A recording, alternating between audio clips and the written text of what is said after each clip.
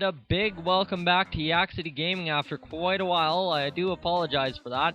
We're at the end of year one for Tyson Denson, as the Sox will finish 65-97 with a 401 winning percentage. That's definitely not going to get them into the postseason. Regular season is over, and now we'll go into review how Tyson Denson's first year went. So he's up 18 overall from where he was at the Topps Amateur Showcase, so he's from a 51 to a 69. He's improved quite a bit here as he's gone over some stats that really do make a change, like arm strength and arm accuracy are two that I don't think enough people look at when they do pitching, because arm strength, it's like if you're fielding, it makes your arm stronger, right? And that's a big thing when you're trying to throw that 98 to 100 mile an hour fastball. Typically you max out your fastball velocity, it'll max 100, but max 98, sorry. But if you have 99 arm strength, trust me, you are going to get it there done. So we'll go into Tyson Denson just a little bit here. And of course he had 15 saves to end the year, not bad. We'll sim the postseason now. I guess there was a glitch there. I do apologize for that, but the Mariners picking up Robinson Cano in the offseason before this end up winning the World Series. That'll be my prediction, although the Blue Jays are doing quite good. So Derek Jeter does retire for the Yankees. That's good to see. He finally deserves that. None other... Oh, jeez, I butchered that. No other names really look that important to me here. The Troy Hopkins, he's a closer, I guess. He's not really important. Jason Bay retires here, so nobody really important is gone. We'll of course no contract offers, so we'll start simming the offseason here and wait for a contract offer, as Denson only had 1 year on his contract, so hopefully the White Sox will bring something back to him.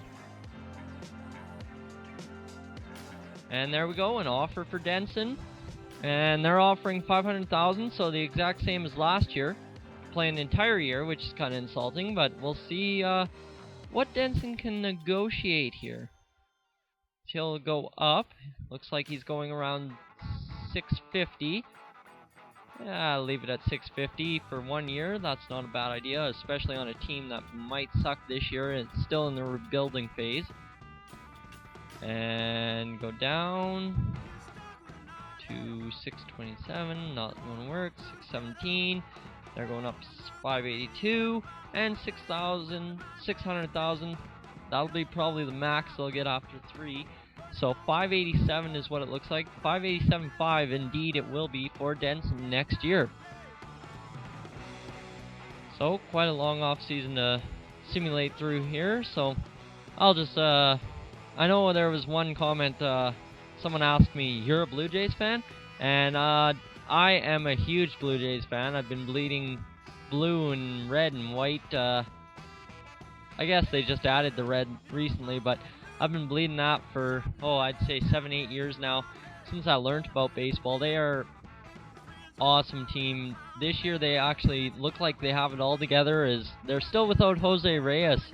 He's on the DL, but he'll be joining them on Cleveland, I do believe, on Friday, which is good. I definitely believe they have a strong shot this year. Their pitching needs to get a little bit better, but if everyone has confidence in that dugout, I don't see any need for change. So, I mean, if you have one pitcher who just can't put anything together, but every other one, like Mark Burley, is winning 25 games in a year, see ya. Postseason, here we come. So, cannot argue with Burley so far. Melky Cabrera and Bautista have been on fire so far. That's great. Anything else I really want to touch on about the Jays? No, I'd say Drew Hutchison's been a little bit of a surprise coming back from his injury there and pitching decently. Not losing games on purpose, not winning games though. So he's been alright. Sergio Santos, he's been playing great. And last night, the comeback win against the Twins. Was it the Twins? I think it might have been the Twins. That was awesome to see. That's what I was asleep on the couch, but I tuned in just as they tied it up and then when they won it, so can't argue with that. So we're into the next season here. The Chicago White Sox have picked up Ernesto Villanueva, a new guy, I guess. He'll be the AAA closer. He's an A potential, like Denson, so that's good to see. And they've also picked up Adam C. Eaton, or else he was just in the minors and I never noticed him, one of the two. But he's an 81. He'll serve as the second highest player on the team next to Alexi Ramirez, in the batting lineup at least. So it could be an offensive struggle this year. Might not have a lot of save opportunities. That will affect poor Denson for sure. Chris Sale is the top pitcher at 92, and everyone else is kind of struggling. And Denson has the chance to be better than two of the starters on the team. So, kind of crazy. And there's only 480 plus players, one that's really close to 79. So it could be an interesting new year. Year 2, of course. So long from Yak City. Please subscribe and watch the last episode. As always, so long.